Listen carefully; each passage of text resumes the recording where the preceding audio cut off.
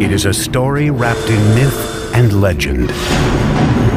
How did a tribe of wandering nomads engineer the America's greatest empire in just 200 years? They had to devise engineering systems which were extraordinary for their age. Their civilization rivaled Rome in its sophistication. The Aztecs had the best technology that could be produced in the conditions of which they lived. Aqueducts, palaces, pyramids, and temples stood as a tribute to their gods and a testament to the power of humankind. The Aztecs' crowning achievement was a gleaming capital city that astonished European explorers called the Venice of the New World. The city spread out, glittering against its canals and its lake, bedecked with fine trees and beautiful mansions. Their thirst for power and blood set them on a course for destruction. When it finally came, their annihilation would be swifter and more complete than the world had ever known.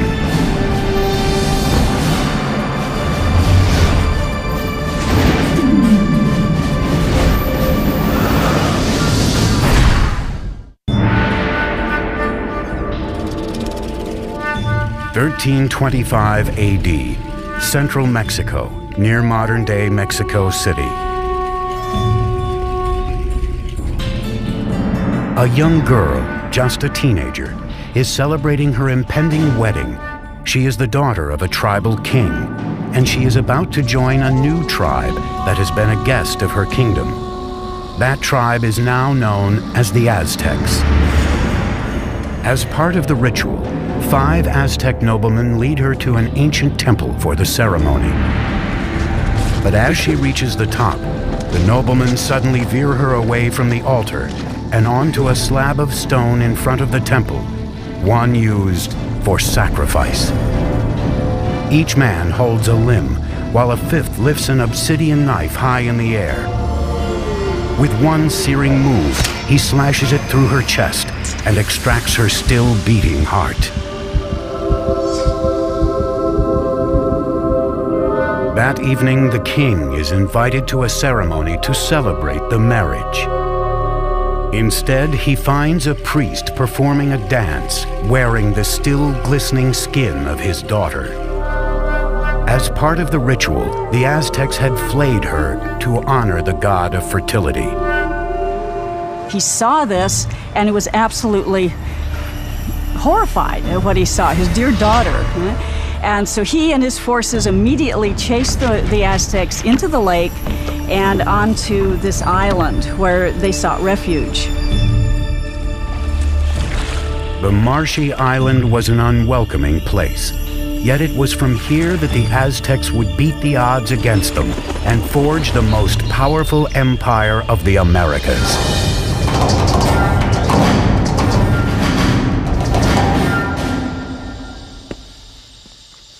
Hi, I'm Peter Weller. When I think of the Aztecs, I think of an elegant people with beautiful skin and flamboyant headdresses of many colors, and I think of floating cities and a terrific song by Neil Young about Moctezuma and Cortez. But I also think of knives, of obsidian glass ripping into chest cavities and hands, pulling out bleeding hearts and holding them high.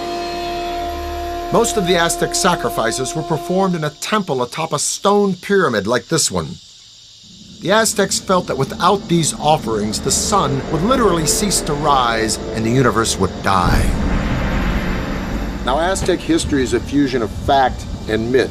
But what we do know is that this murder, as horrific as it was, not only marked the beginning of the Aztec Empire, it also marked the location from where it would rise.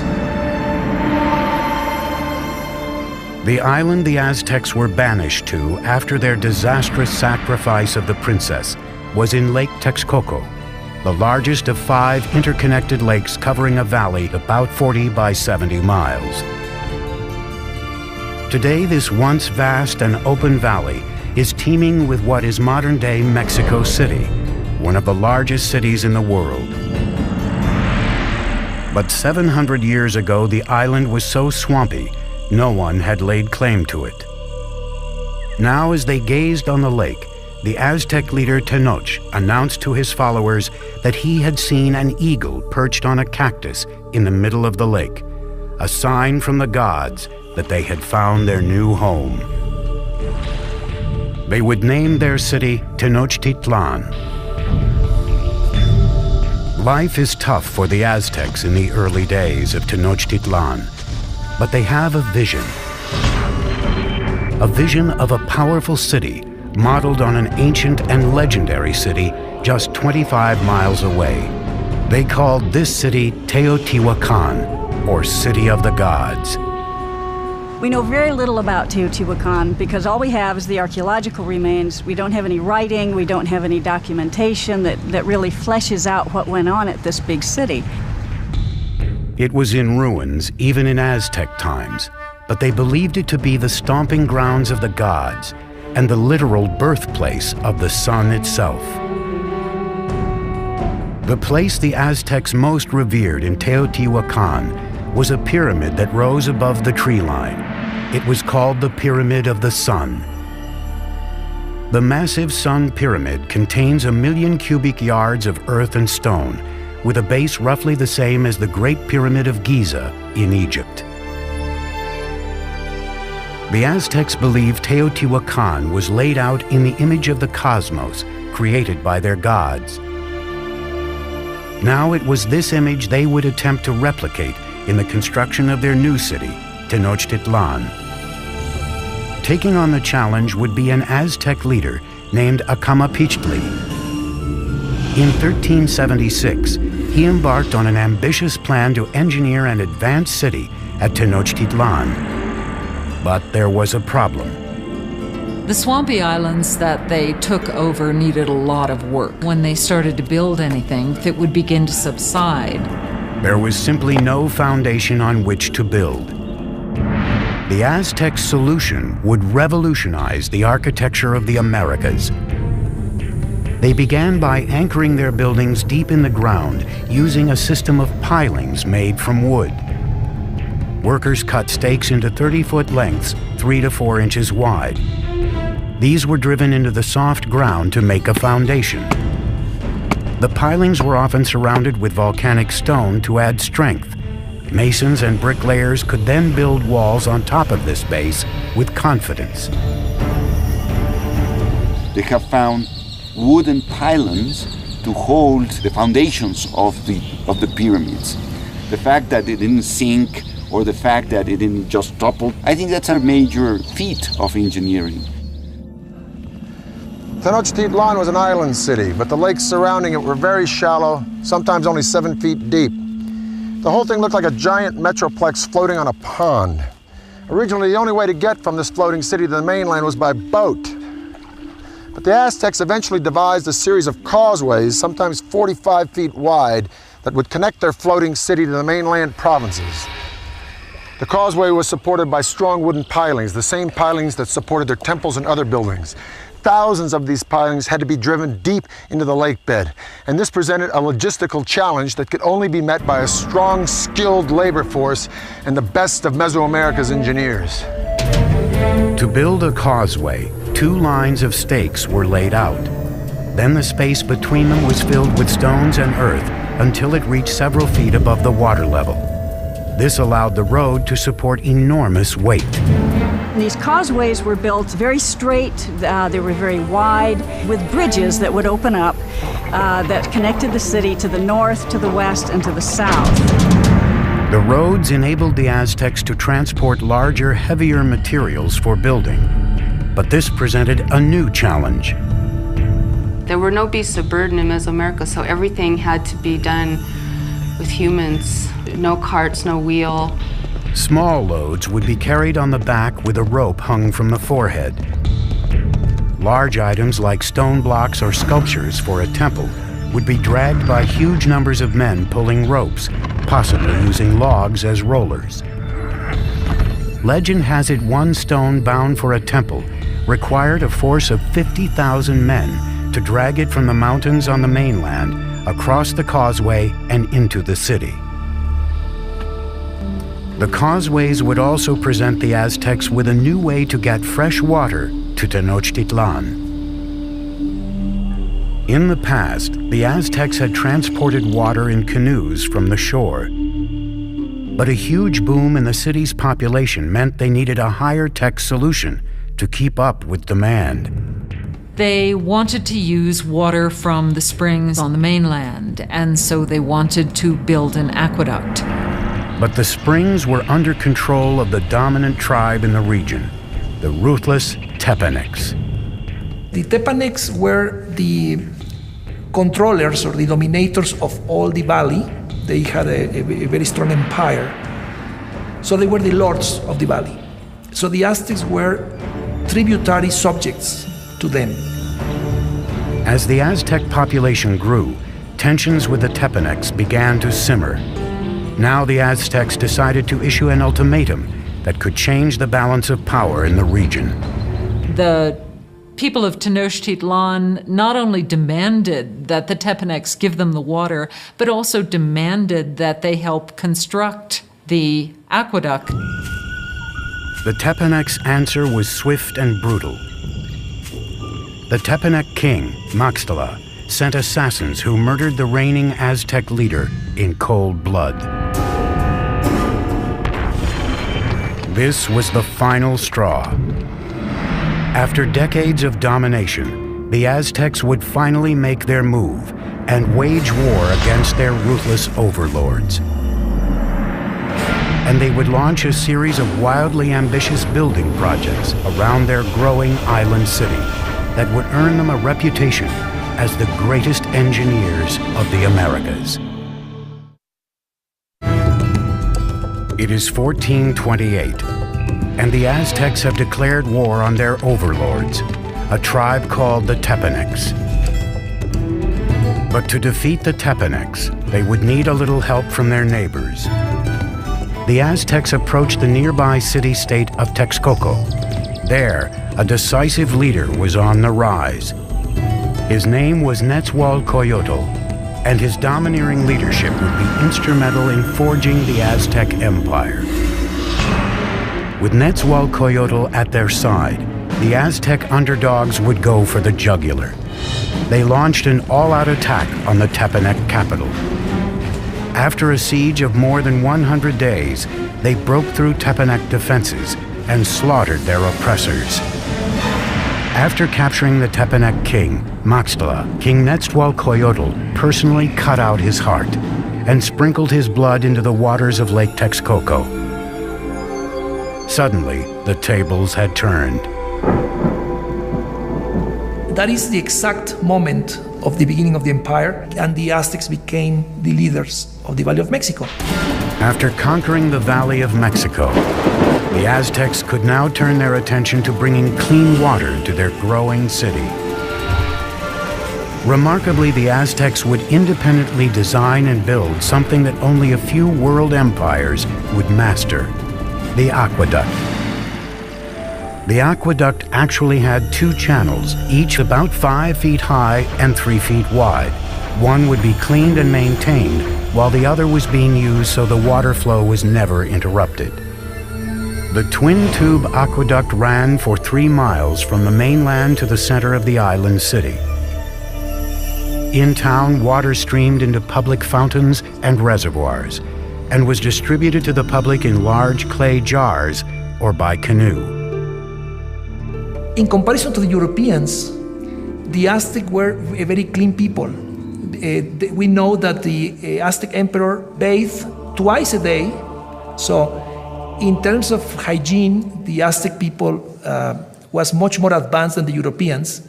While the Aztec nobles were bathing in luxury, at this time in Europe, plague caused by unsanitary conditions was killing millions. King Nezahualcoyotl's own bath was one of the most unique in the Americas. It was fed by a sophisticated aqueduct system that also brought running water to his palace grounds. Behind me is the hill of Tetzcoatzinco. And on this hill, Nezahualcoyotl built a fantastic pleasure palace. And around this palace, a virtual botanical garden filled with all of the exotic flowers of Mesoamerica. Nezahualcóyotl brought water from the Sierra Nevada mountains all the way down to here, into this hill, to his palace, just to water his plants. To install an aqueduct there, Nezahualcóyotl had to fill a huge gorge between Tetzcocinco and the next hill. As the water arrived at the first hill, it gathered in small pools built to control the speed of the flow before it reached the aqueduct. After crossing the aqueduct, the water ran in a circuit around Tetzcocinco Hill, spilling off over the sides in rock-cut waterfalls to water the gardens. It ended up in a nearly perfectly round rock-cut pool called the King's Bath. And from here, he could look upon his domain at Texcoco, and he could look down at the botanical gardens that he was watering with his fantastic aqueducts. It is indeed a bath fit for a king. By the mid-15th century, with their empire on the rise, it was time for the Aztecs to choose a sovereign leader. He was called Moctezuma, and he would be the first of two emperors with this now famous name. Moctezuma's first order of business was to extend the empire's borders. The Aztecs captured city-states southward to the valley of Oaxaca, westward to the Pacific, and east toward the Gulf of Mexico. By 1449, the empire contained as many as 15 million people. In the short span of 100 years, the Aztecs accomplished the impossible. They had toppled the Mesoamerican world order. But while the Aztecs dominated militarily, their island city was vulnerable to a different kind of enemy. Like New Orleans, Tenochtitlan was constantly doing battle with water. And one of Moctezuma's first projects was to protect his city from the deluge of water surrounding it. This is what is left of Lake Xochimilco, in the southern part of Mexico City, in Aztec times, the city of Tenochtitlan. This lake, like the other four lakes that surrounded the city, were spring-fed. Thus, there were no rivers or streams into which it could drain. And if it rained hard enough, the water would rise up and sweep over the land and into the city itself. And this is exactly what happened in the mid-1400s when a flood of catastrophic proportions swept into Tenochtitlan. The city and the empire it commanded were almost completely destroyed, and the Aztec civilization had to once again rely upon the genius of its engineers, and one engineer in particular. Moctezuma enlisted the help of his old ally Nezahualcóyotl to protect the city he was rebuilding from the lake. Nezahualcóyotl would design a solution that would make him the greatest engineer on the continent. His plan was to create a safe zone around the city with a huge dike that would protect Tenochtitlan and its inhabitants. It was designed to be larger than any earthwork anywhere in the Americas at the time, running for 10 miles just east of the city from the southern edge of the lake across to the north. The walls were a wickerwork construction made of sticks, reeds, stone, and earth. Since the lake was shallow, the dike was only about 12 feet in height, but some 27 feet wide. Nezahualcóyotl fitted the dike with sluice gates, most likely wooden doors that would be raised or lowered to control the water level behind it. The dike also served another purpose. It protected their water supply. It was important to build some sort of protective mechanism to keep salt water out of the freshwater western part of the lake. An army marches on its stomach, so said Napoleon. Now, an ample food supply for civilians is a no-brainer in the critical development of any civilization. But the Aztecs perfected a unique method, not only to provide a substantial food supply for its civilian populace, but to fuel the military expansion of its empire. This revolutionary engineering was called chinampas, a system that allowed them to literally create new land to farm and to live on. If you're going to have a city of any size, you have to provide room for them. And so what they did was build up these chinampas in the lake bed. Basically, Chinampa is an artificial island built in the lake. They look like narrow football fields, about 300 feet long by about 30 feet wide. A chinampa was built by weaving a web of sticks floating in the water and piling reeds on top of them. Mud was then scraped from the lake bottom and piled atop the reeds to form the chinampa. It took 4 to 6 men 8 days to build the average chinampa. They were connected to the city by massive navigational canals that would take thousands of men months to build. A chinampa like this one could produce up to 7 crops a year, whereas a farm on the mainland could yield 1, maybe 2, maybe 3 at the most. As a crop was ready to harvest on a chinampa, seedlings from another would be sprouting out of mud that would be spread on a boat adjacent to the chinampa. Then when the seedlings were ready, they'd be transported to chinampa, and this cycle would be repeated over and over and over again on hundreds and then thousands of chinampas. Now, it was this technology that transformed Tenochtitlan from just another tribal town in the 14th century to a dominant and thriving city-state. With their city's infrastructure in place and vast lands under their control, the Aztecs would push the boundaries of their empire further than ever before. They'd create a far-flung network of roads, Aztec superhighways. But as the empire grew, so too did their practice of human sacrifice. Soon, rivers of blood would be flowing through the streets of Tenochtitlan.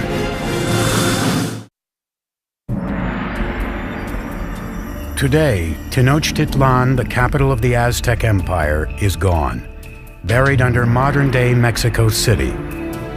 But 700 years ago, it was a shining capital on the rise, built by advanced engineers and led by larger-than-life emperors. By the late 15th century, the Aztec population had exploded. Their next great emperor would launch a series of conquests that would rival anything in world history. His name was Ahuitzotl, and he would prove to be an even greater warrior than his grandfather, Moctezuma. By 1502, Ahuitzotl had conquered territory from Mexico's Pacific coast and pushed the empire as far south as Guatemala. His reign was kind of like a golden age. He was a king that opened up transport routes to the coastal areas and to lowland areas where the Aztecs got their greatest luxuries, these shimmering tropical feathers, the gold, the precious stones that the nobles and rulers wore as symbols of their station in life.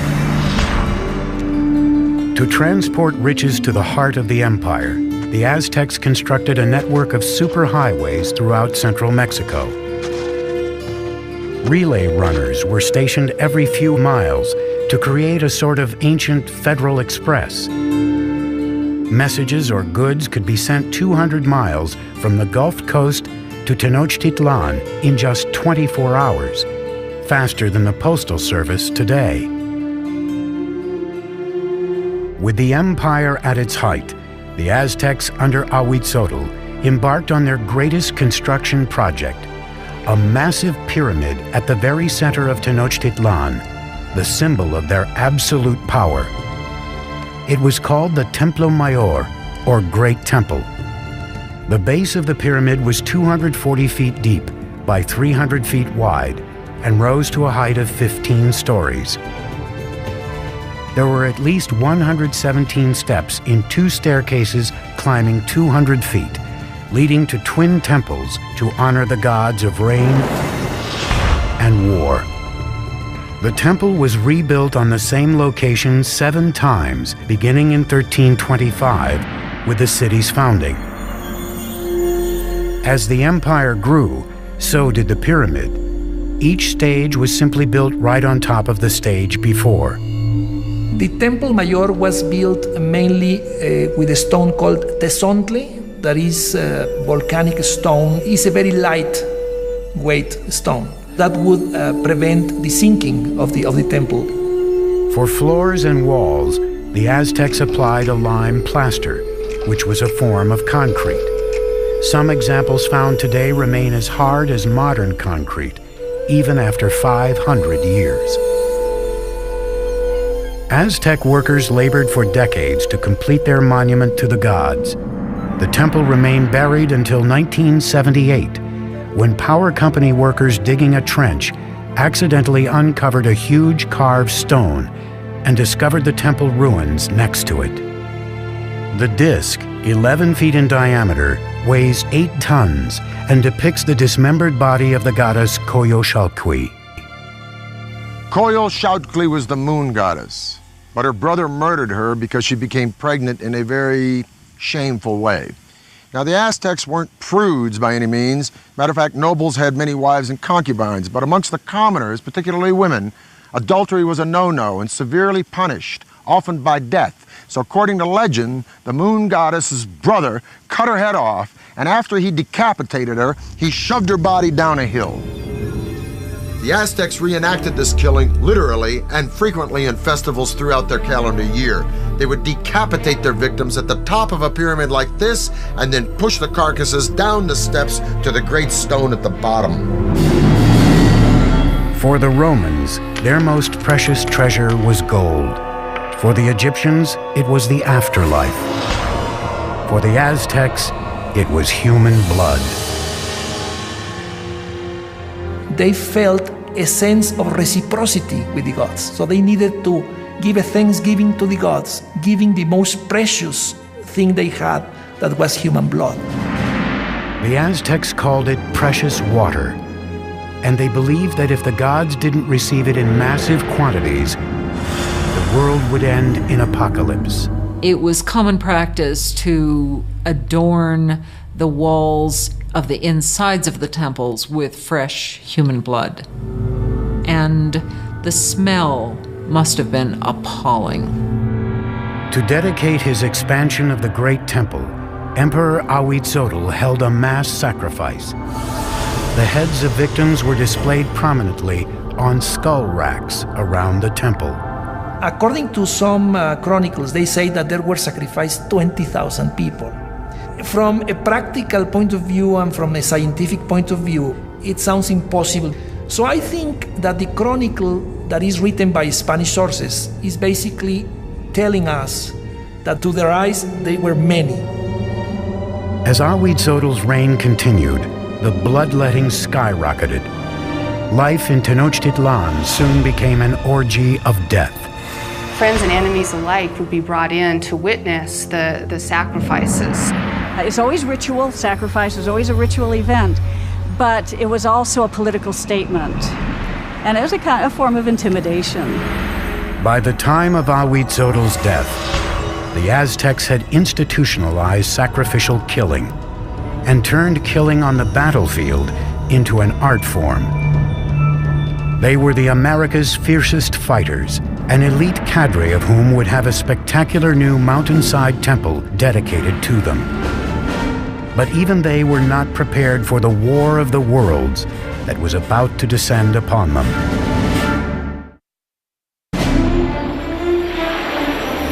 In 1502, Ahuitzotl, Emperor of the Aztecs, is dead.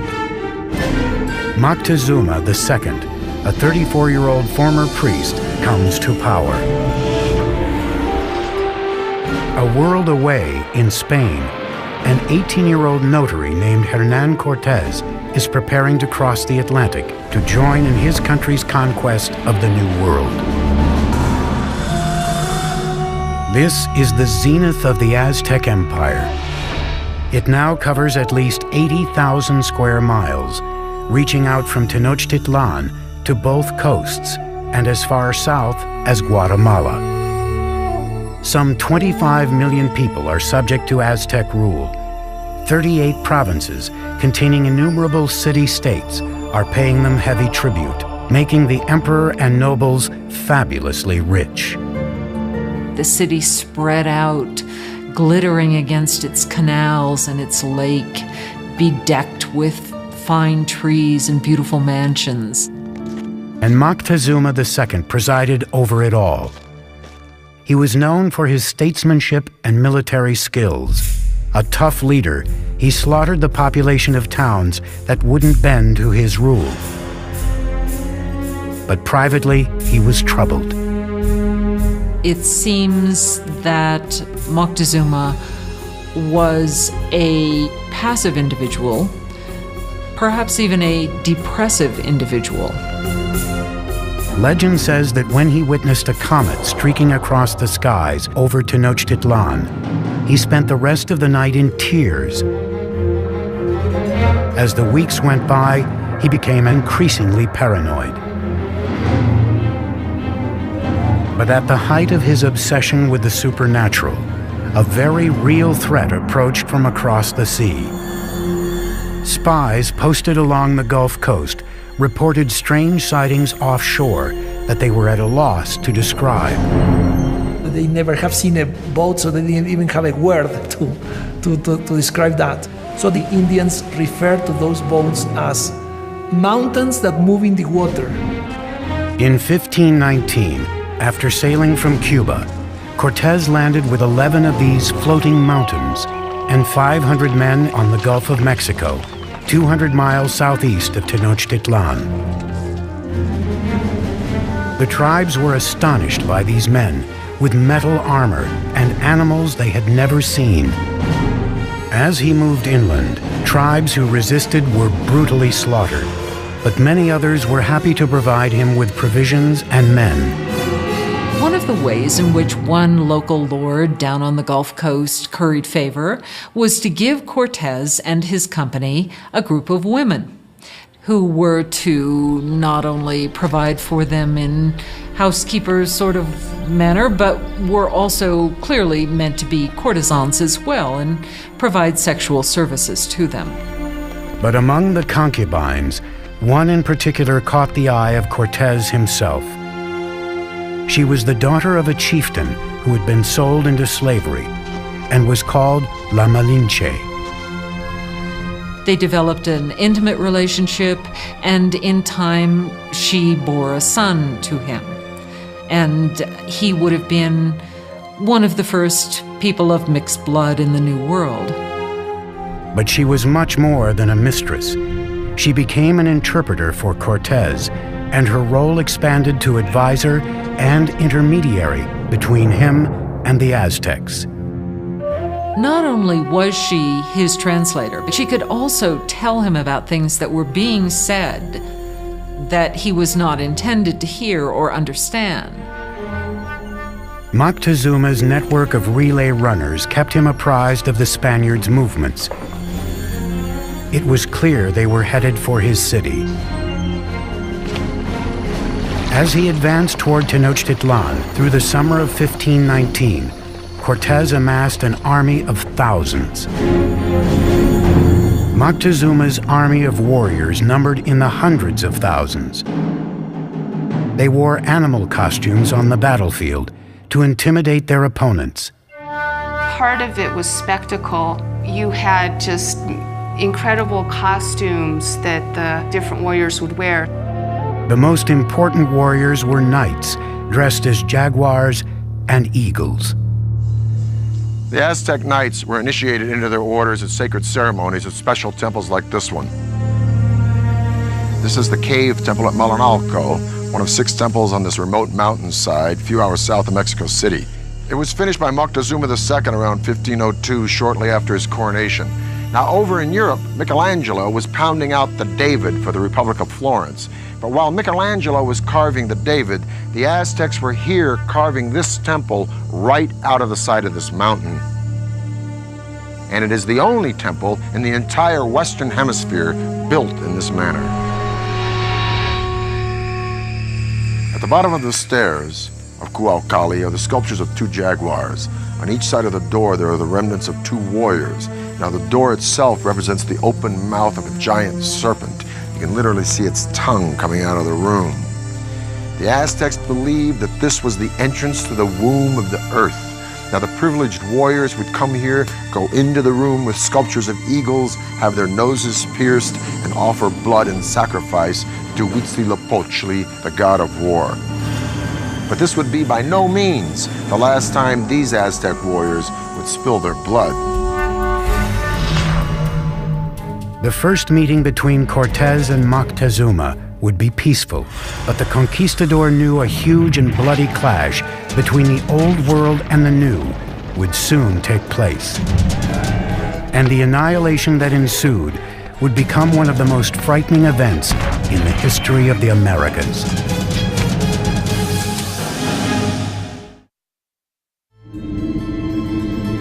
It is the fall of 1519. Spanish conquistador Hernán Cortés has finally reached the gleaming Aztec capital he has heard so much about, Tenochtitlan. When the Spaniards first saw Tenochtitlan, they thought they were in some kind of an enchanted vision. They thought they'd entered some kind of a dream. A massive force of native warriors, allied against the Aztecs, accompanies him as he advances on the main causeway into the city. The meeting of Cortés and Montezuma on a causeway approaching Tenochtitlan had to be one of the most remarkable events in world history. It's really a meeting of two different worlds. And Cortés offered his hand, but the minute he started to do that, to actually touch Montezuma, the noble attendants around Montezuma pushed Cortés away and said, no, no, no, that's a total indignity. Nobody touches Montezuma, the great lord of the land. The meeting of the two worlds was peaceful, but fraught with tension. Moctezuma by this time had become increasingly impulsive and prone to bouts of hysteria. So the encounter was an encounter of sensing the forces, no, in each side. But the Aztecs had a diplomacy and a warfare system that was somewhat naive in comparison to the very tricky and sly system of the Europeans. Moctezuma invited the Spaniards to stay in one of his palaces. It would prove to be a catastrophic mistake. As the Spaniards entered the city, they were so awed they thought they were dreaming. At the heart of the city stood the emperor's colossal palace. The palace of Moctezuma II was a massive complex spread across 6 acres near the Great Temple. One of the Spaniards noted that every day at Moctezuma's palace, 600 nobles gathered, and they would hear the word of their emperor. Moctezuma received the Spaniards in a large reception chamber just beyond the main entrance, designed to make the emperor appear omnipotent. But Moctezuma's palace would be the last ever built by the Aztecs. Not a week into their visit, the Spaniards went for the jugular, kidnapping Moctezuma. It was an audacious move, but it paid off. The empire appeared to be theirs. Even though Moctezuma was still the official leader of the city, he was really, for some time, nothing more than a mouthpiece for Cortés. For 6 months, tensions within the walls of Tenochtitlan slowly simmered. Then, in the spring of 1520, it all came to a head. One morning, Spanish soldiers interrupted a sacred sacrifice and slaughtered those taking part. The move sparked an uprising. For the Aztecs, the Spaniards had committed an unspeakable sacrilege. The city became engulfed in chaos as the Aztecs marched on Moctezuma's palace. Moctezuma gets up on the top of the palace and tries to talk to the people and calm them down, and by now they're just not having any of it. Moctezuma had become nothing more than the Spaniards' puppet, a betrayal so great in the eyes of his people, they pummeled him with rocks and arrows. Shortly after, Moctezuma's lifeless body was tossed from the palace walls. Whether he died at Spanish hands or from injuries inflicted by his own people may never be known. And the Spaniards at that point decide this would be probably a good time to leave the city. On the night of June 30th, 1520, the Spaniards attempted to escape under cover of darkness. But they can't separate themselves from the plunder that they've gotten so far, so they're weighted down with all of the things that they want to take with them. They were easy targets for the Aztec warriors, who caught them on the causeway. bodies quickly piled up in the water. 400 Spaniards were killed along with several thousand of their Indian allies. That escape has come to be called the Noche Triste, the sad night. Cortés and a few others managed to escape with their lives. The Spaniards would now destroy the shining city of Tenochtitlan for good. He would begin by severing the lifeblood of the city, the aqueduct. As hundreds of thousands of people within the city's walls were without water, Cortés created a blockade around Tenochtitlan to cut off all outside supplies of food. So the idea of this blockade was to try to make surrender the city by hunger. And the Aztecs had a tremendous resistance, so they couldn't be defeated easily. And what they decided to do is to mount an attack both by land and by sea. For centuries, the lake around Tenochtitlan was a barrier against invaders. But Cortés would find a way around that. He had thousands of his Indian allies carry ships in pieces up thousands of feet over the mountains to be assembled and launched into the lake. May 1521. Cortés unleashes his massive army in a final decisive attack on Tenochtitlan. 600 Spaniards, including 100 cavalrymen and upwards of 50,000 of their Indian allies, clash with the Aztec defenders of the city on its grand causeways. Brutal fighting continued for months. Day by day, Cortés razed the city block by block. He and his Indian allies were merciless in their systematic slaughter of the population. It was an extremely hard-fought battle, especially in the city precincts. The Aztecs made a last stand at the great temple in Tlatelolco. Warriors lined the steep steps to rain down arrows and rocks on their enemy. But it was hopeless. On August 13th, the final Aztec leader, Cuauhtémoc, was captured and surrendered to Cortés. And that was just the beginning. 20 million would die of disease brought by the Spaniards. By the end of the 16th century, we estimate that the native population had been reduced by about 90%. Modern-day Mexico City has been built atop the rubble of the once majestic city of Tenochtitlan. The Spaniards leveled it during the construction of their own colonial capital, even using stones from the great temple to build their cathedral still standing next to the temple ruins. The Aztec Empire had vanished, and with it, a legacy of astonishing engineering achievements. It has become clear from their sophisticated systems of urban planning, agriculture, and waterworks that the Aztecs stood among the most advanced of the world's great empires. The cave temple here at Malinalco is one of the few truly impressive Aztec achievements that the Spanish did not destroy. And stunning sights such as this beg the tantalizing question, if the Spanish had not come, what would Deep within the jungle, we're talking about a civilization discovered in the middle of a rainforest. Cryptic remains of a lost civilization, one that spanned a continent for more than 1,000 years. They definitely had attributes of the supernatural. They were the ancient Maya. Their rulers filled vast cities with sky-high pyramids, ornate palaces, and lavish plazas. They were masters of their environment.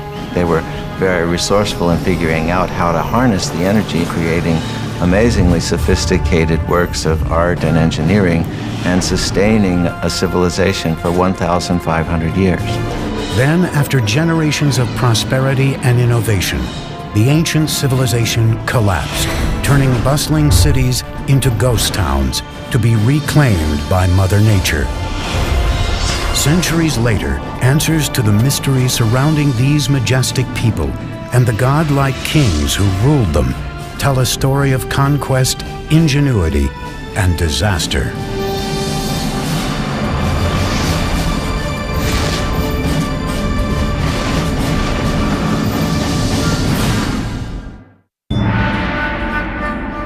869 AD, in the lowlands of the Guatemalan jungle, the Maya are becoming desperate. Food and clean water are dwindling. Thousands of people are starving. And malnutrition and disease are ravaging the population. The Maya no longer trust their divine rulers to appease their gods. Political turmoil plagues the kingdoms, and one by one, the great city-states are being abandoned.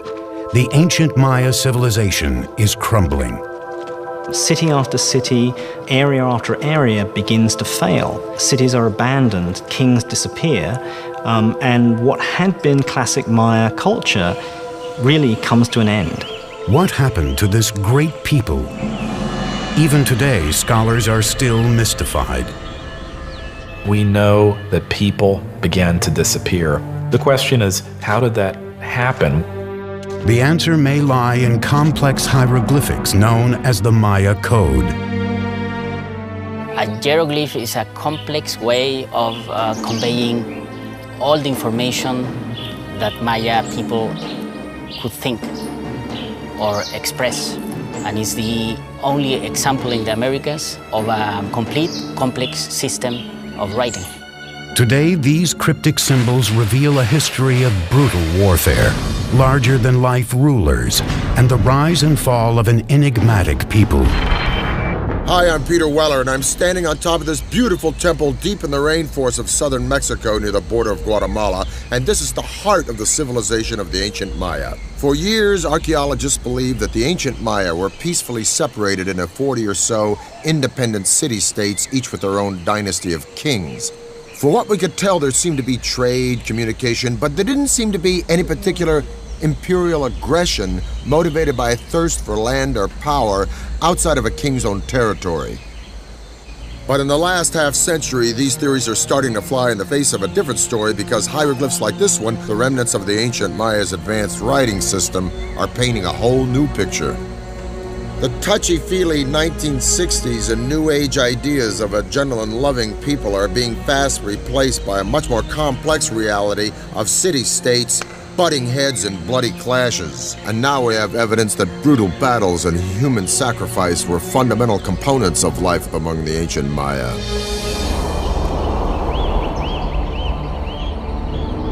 But the evolution of the Maya civilization into this complex network of city-states didn't happen overnight.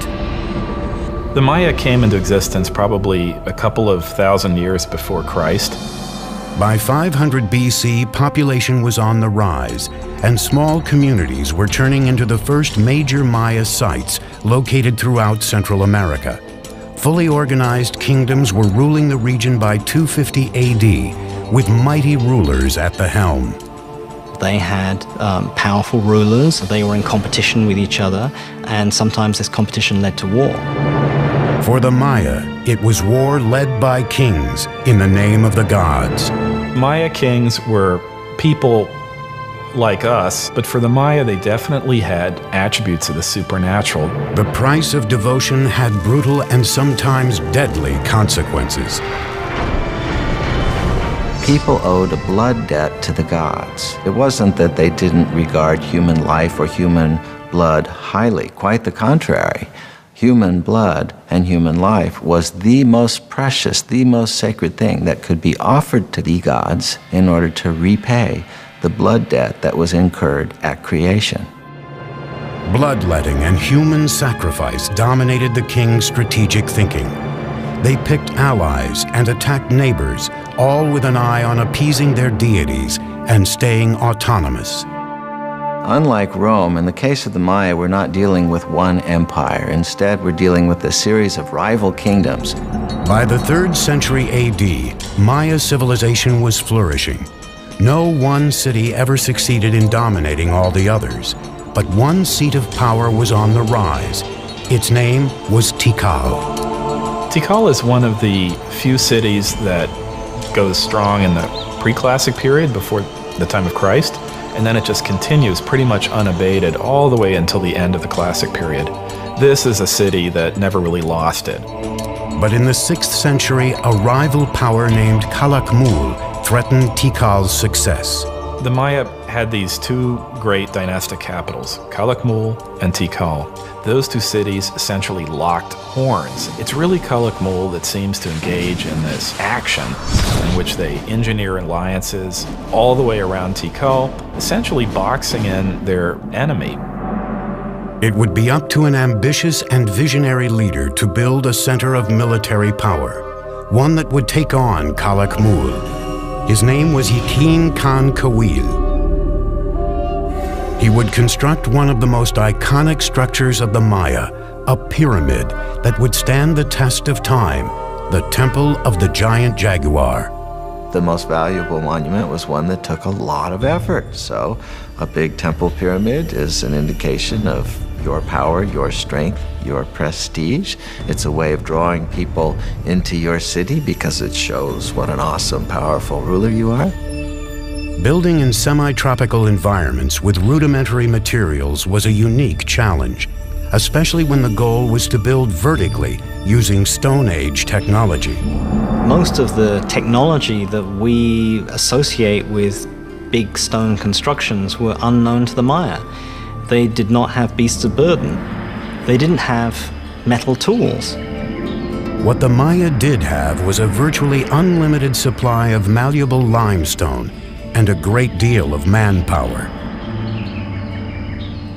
Your labor was one of the things that you were required to give to the king on an annual basis. Blocks of limestone were quarried and then pushed, pulled, or carried by sheer force to the construction site.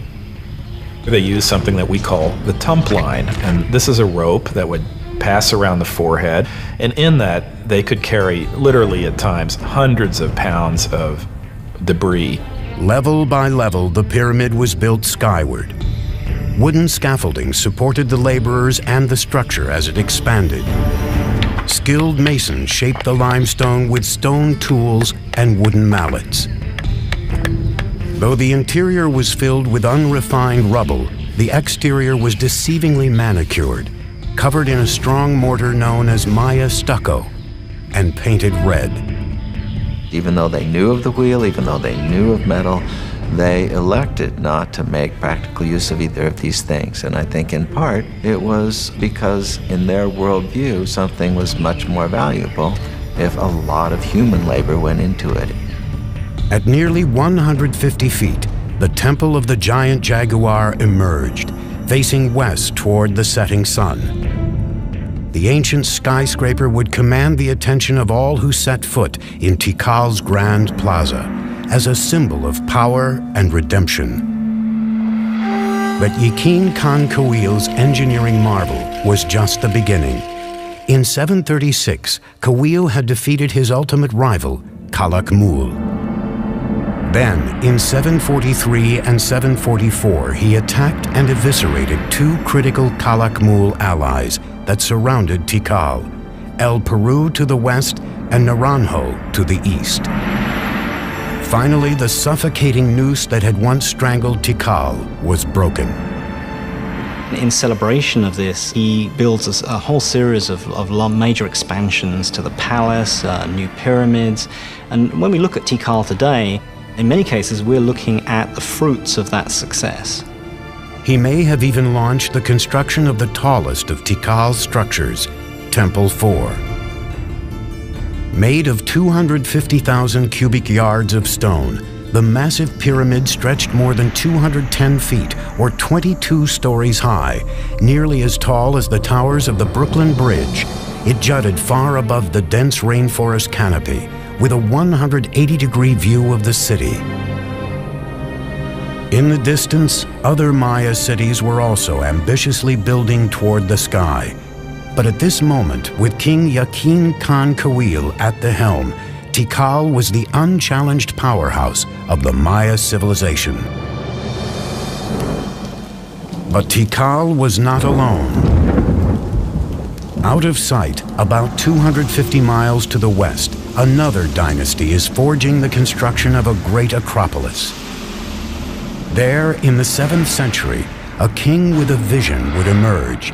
He would turn one of the wettest cities in the world into a mecca of New World architecture.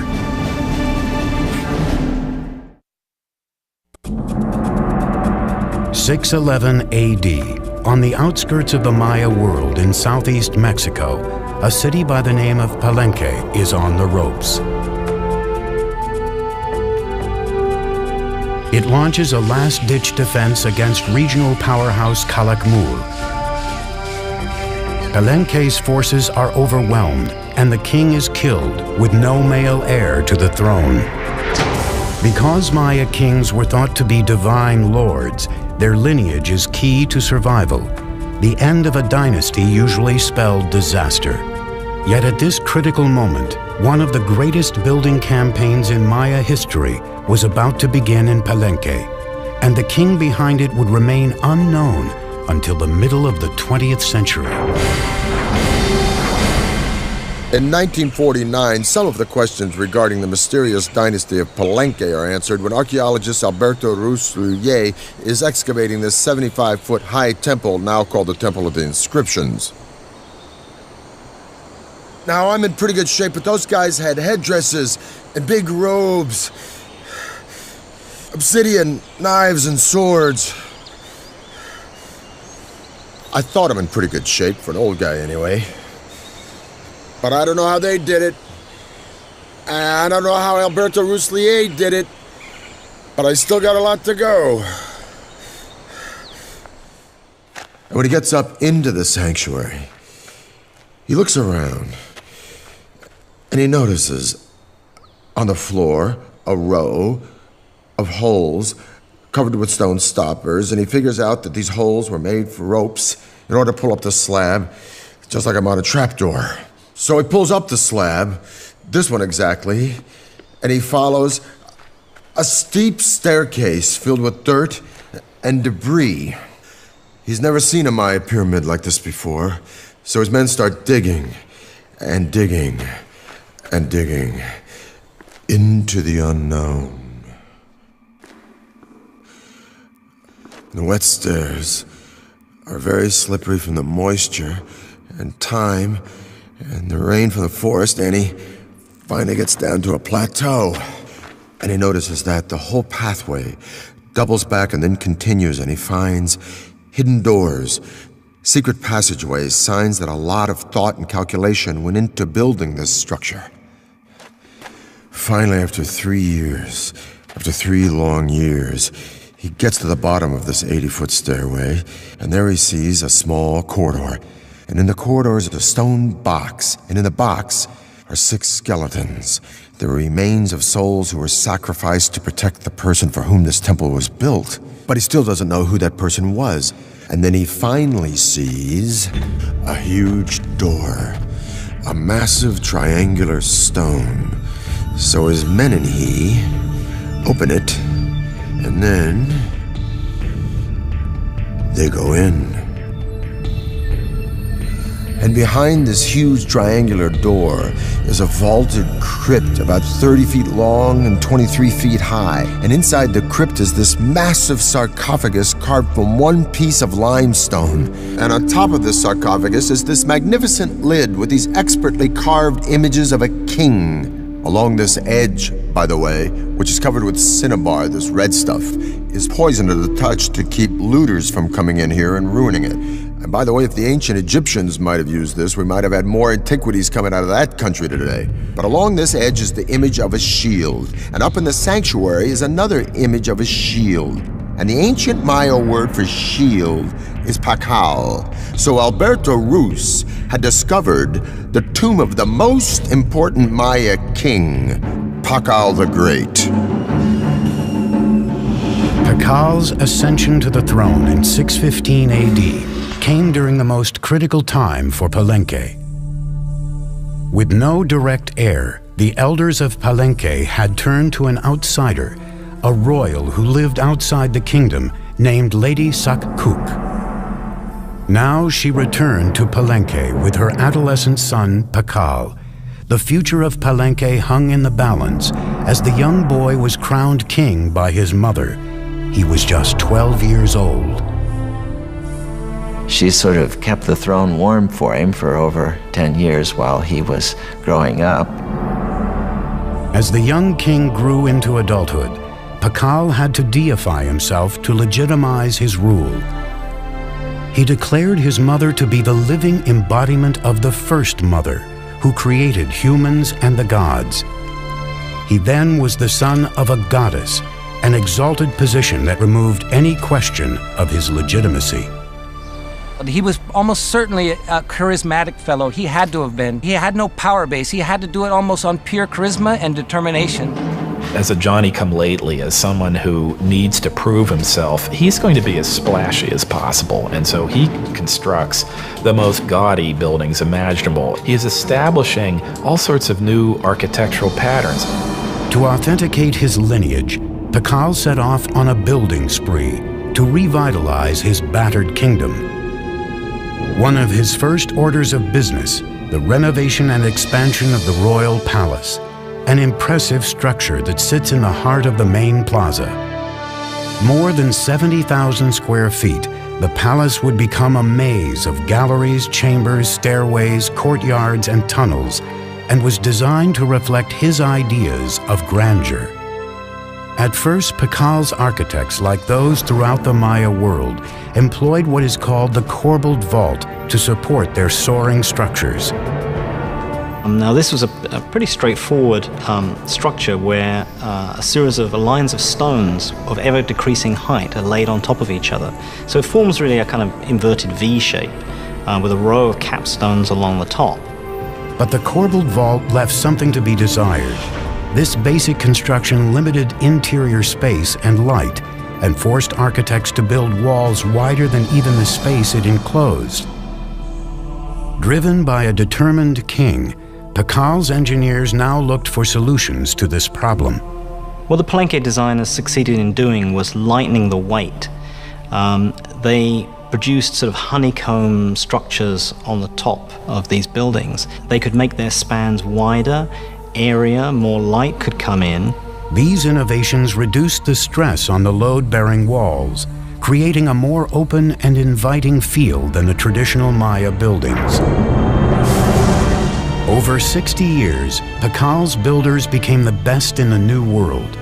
But it wasn't until the end of his rule that Pakal commissioned one of the most complex and imaginative projects ever attempted by the Maya, the Temple of the Inscriptions. The discovery of the Temple of the Inscriptions changed all our ideas about Maya pyramids. They weren't supposed to be mortuary shrines. Inside, along a stairway leading down to the tomb, engineers built a psychoduct, or hollow tube. It's a conduit that allows someone on the top of the pyramid to speak into this speaking tube, and eventually you would be able to presumably communicate directly with Pakal in his tomb. This 20-ton sarcophagus was built to last an eternity. This actually had a lid which was rolled off to one side, and there was a cavity for his body to be put, so that when he eventually did die, the door was sealed and the stairway was blocked. His architects and sculptors designed a coffin rich in symbolism, portraying the resurrection of Pakal in the afterworld. Royal scribes were ordered to draw a grid to accommodate 640 glyphs that would tell the story of Pakal's reign. Many Maya pyramids don't leave much textual record on them. The opposite is the case in the Temple of the Inscriptions. Everything about it, from these huge tablets on the summit to the information inside, proclaims that this is the final resting place of the founder of one of the great Maya dynasties. In 683, during Pakal's 68th year as king, the 12-year-old boy who grew to be one of the great Maya rulers died at the age of 80. He was covered in red cinnabar and adorned in lavish jewelry. A jade mask was placed over his face. Though the legacy of Pakal the Great would be hard to match, his son had been waiting on the sidelines for nearly 50 years. With the clock ticking, he would launch a series of building projects harnessing the laws of physics and Mother Nature.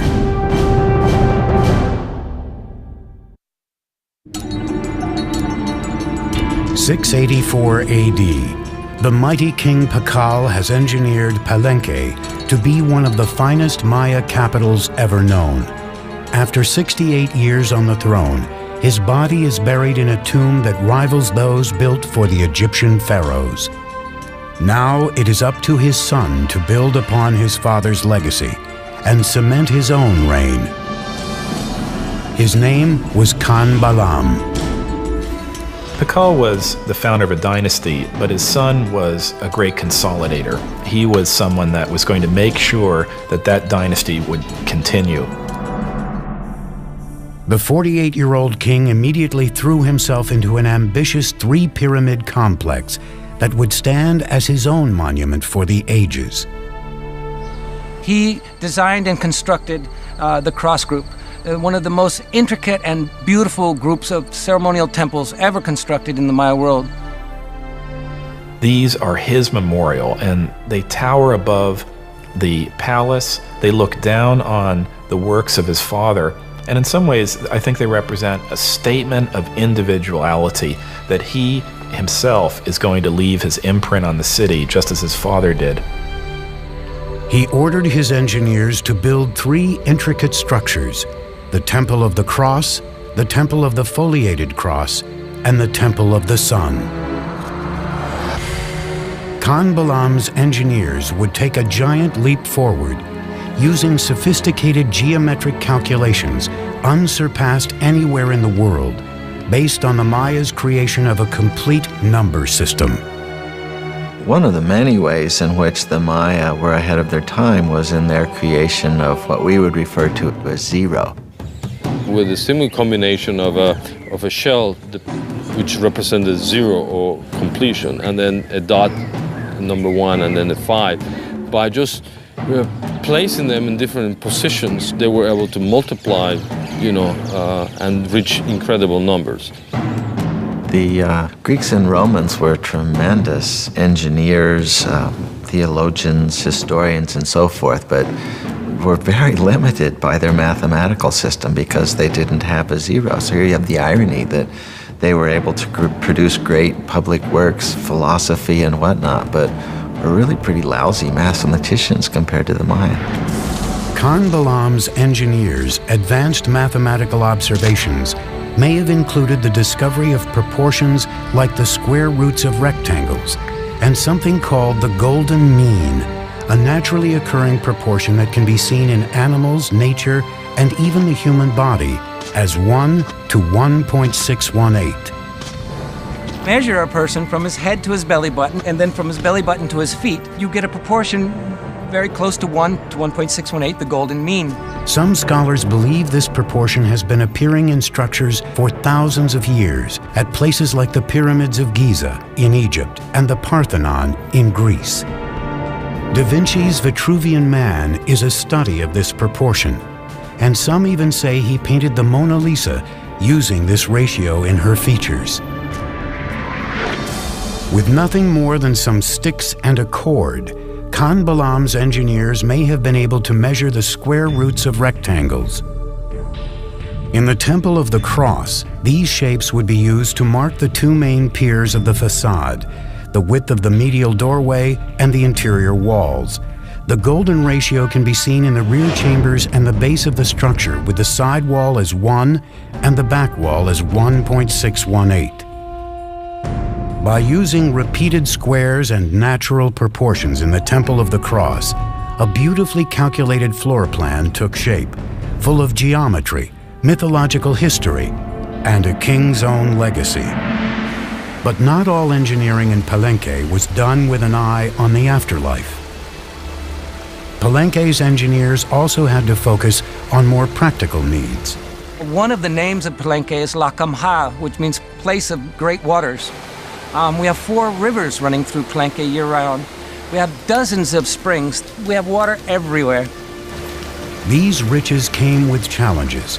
Palenque was surrounded by steep hills, natural springs and creeks that carved their way through the base of the site, leaving only bits and pieces of flat, water-free land for building.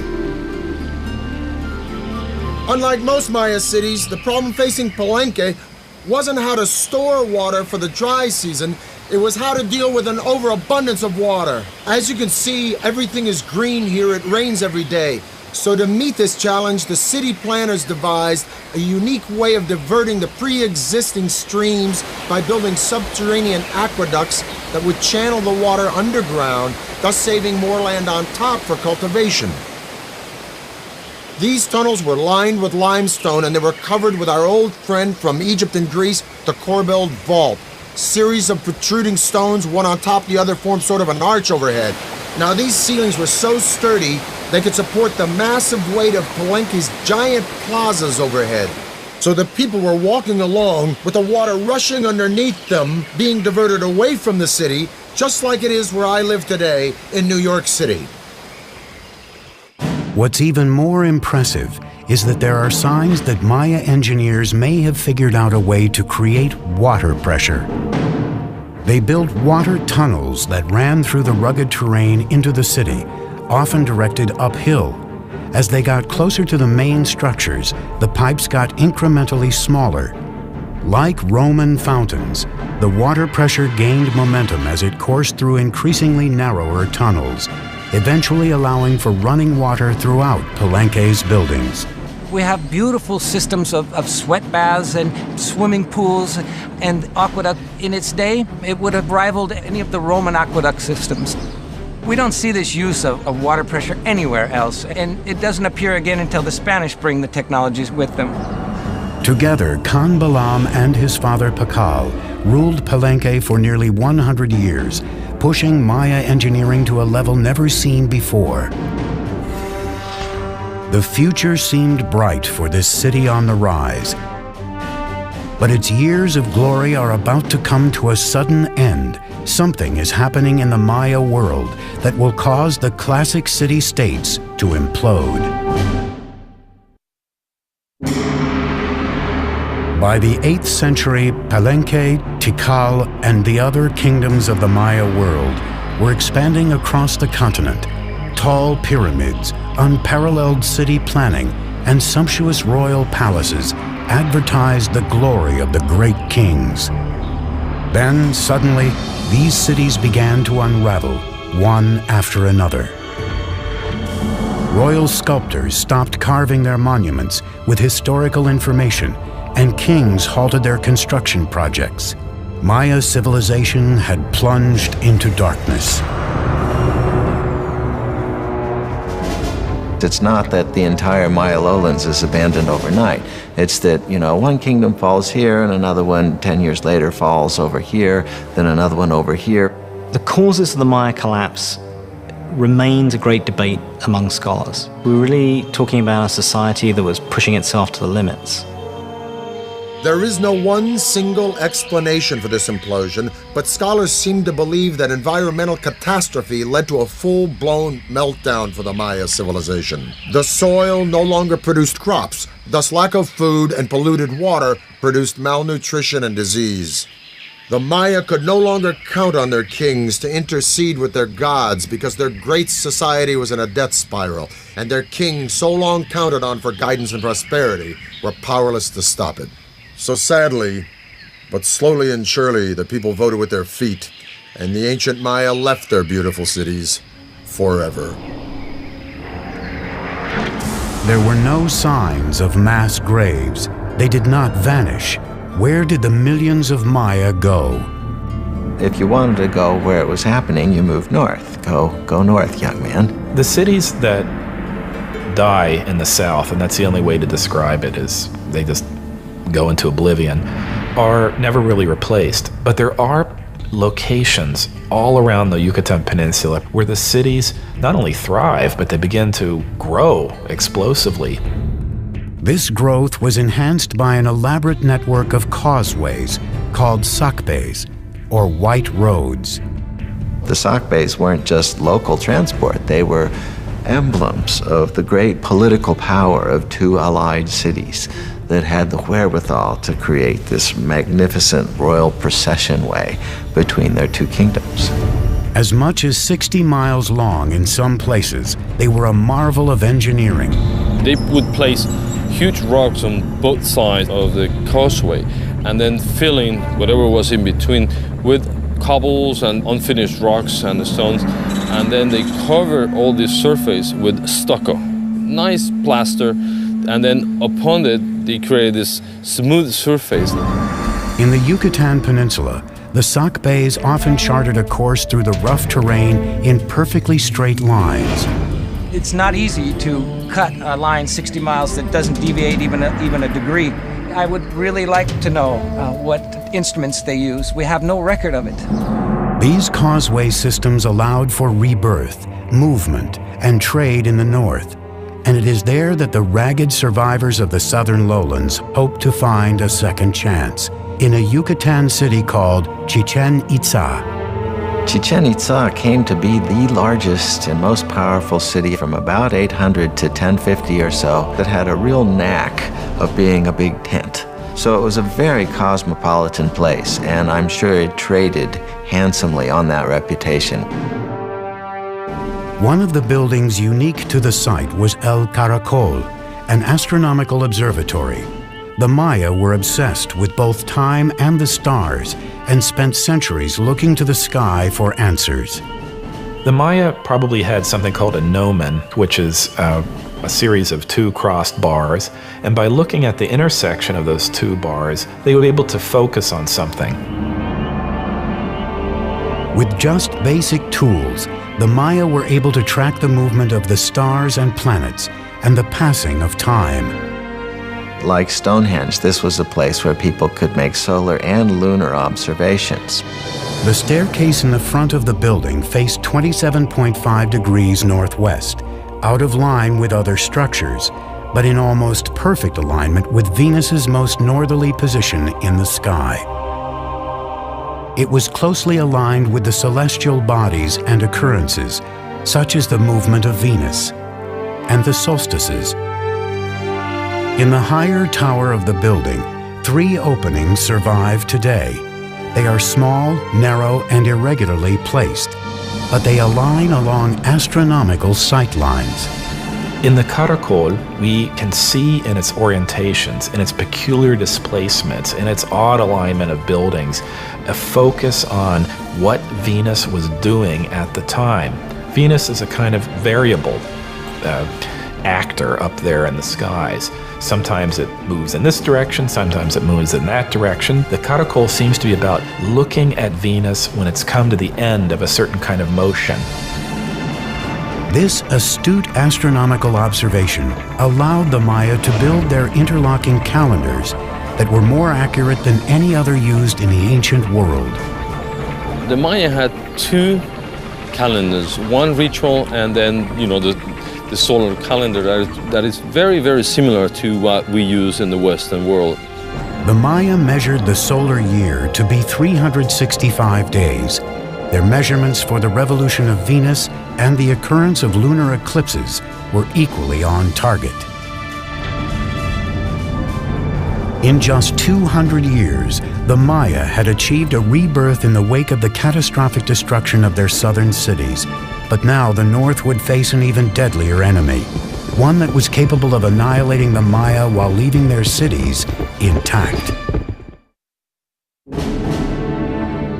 In the 9th century, the classic Maya cities suddenly and mysteriously collapsed, ending the era of greatest prosperity and growth. Rebirth in the North gave the Maya an opportunity to combine astronomy and engineering on an unprecedented scale. At Chichen Itza, signs of continuing obsession with the skies left a permanent mark on Maya architecture. The cornerstone of Chichen Itza was the 98-foot El Castillo, or the castle, built in the 9th or 10th century. The 365 steps equal the number of days in the Maya civil calendar. 52 panels on each side represented the Maya's 52-year cycle. 9 terraced levels equaled the 18-month Maya solar calendar. And the temple's axis was perfectly aligned so that specific shadows were cast twice a year. For any Maya standing and looking at the northwestern sector of the Castillo, they would see a balustrade and then a combination of shadows and the sun hitting that part just before sunset. And then several triangles form. And then at the very bottom of this balustrade, you have a nice carved serpent head, a snake coming down from heaven. And that is indicating the arrival of the rainy season. The Maya saw this phenomenon as a manifestation of the deity Kukulkan, the feathered serpent. The Mayas were able to actually record, the equinox. That day in the year where night and day, last the same. Every year, March 21st, you see the descent of Kukulkan. Surrounding El Castillo, the civic buildings took on a new characteristic: spaciousness, with a broad open plaza, temples, marketplaces, a ball court, and colonnades. So the colony hall not only housed the feasting events, but maybe individuals were brought into the plaza. The general public was probably invited, depending on the occasions, to come to the plaza and witness the arrival of this, traders, the merchants. Greek or Roman in appearance, these round columns were used as a new type of structural support and were an architectural first in the Maya world. The benefit of a column is that it allows you to create flat roofs. You're not investing all of your energy in creating stone buildings that are going to be containing corbel vaults, which may or may not collapse. The columns were simple in design. Round drums were placed one on top of the other, filled with rubble in between. A square section was placed at the top, and then flat rooftops made of stucco and wood were added to form expansive covered interiors. It involves people more openly in the life of the building and of what's happening within it than would have been possible with Maya pyramids of the full classic period. Those pyramids are mostly about exclusivity. It's about showing a space, holding it up high, but allowing very, very few people to look into it. The open column structures are much more inviting. But the welcoming atmosphere didn't last long. After more than 200 years of domination over the Yucatan, Chichen Itza suffered a fate similar to its neighbors in the south. It mysteriously collapsed. When the Spanish arrived on the shores of the Yucatan Peninsula in 1517, every large cosmopolitan center of the Maya world had been abandoned. Even so, a splintered Maya civilization living in small villages across the countryside put up a sustained fight against the conquistadors. They proved difficult to conquer because rather than taking a king captive or an emperor, as they did with the Aztec, they had to conquer one village at a time. And once they moved on to the next village, there'd be one behind them that would then begin to rise and revolt. Maya warriors killed conquistadors by the thousands, but their weapons proved useless against a more potent enemy: disease. Within 100 years, 90% of the population of the New World was gone. The Maya who survived faced further persecution. Friar Diego de Landa had been sent from Spain to convert the Maya to Christianity, and he ruthlessly enforced his religious teachings. Diego de Landa was a young idealist who came to the New World trying to save souls, trying to win converts to what he referred to as the one true faith. But the Maya didn't believe that they should instantly and forevermore reject all of their own beliefs. On July 12, 1562, Landa ordered an auto de fe, or burning of the Maya texts, believing they were the writing of the devil. This was the end of thousands of years of accumulated knowledge of Maya civilization, one of the great tragedies in human history. In a lucky twist of fate, 4 codices survived the inferno and wear and tear of time. By the 19th century, some of these books that happened to escape the clutches of these friars and their destructive urges began to make their way into public attention. Today, their survival story is just another mystery in the complex history of the Maya. The fact that they were able to sustain an urban civilization in the rainforest for 1,500 years through all sorts of logistical and other challenges is one that we should admire and one from which we can stand to learn a great deal. Just as the Maya looked from the ground to the sky for guidance, we are now looking from the sky to the ground for answers. In recent years, NASA and the University of New Hampshire have been experimenting with remote sensing technology to see if they can determine where undiscovered cities might be hidden. Mounds of earth covered in trees that appear on readings may actually be ruins of ancient cities that had not been touched for centuries. More answers to the Maya mysteries may be right beneath our feet.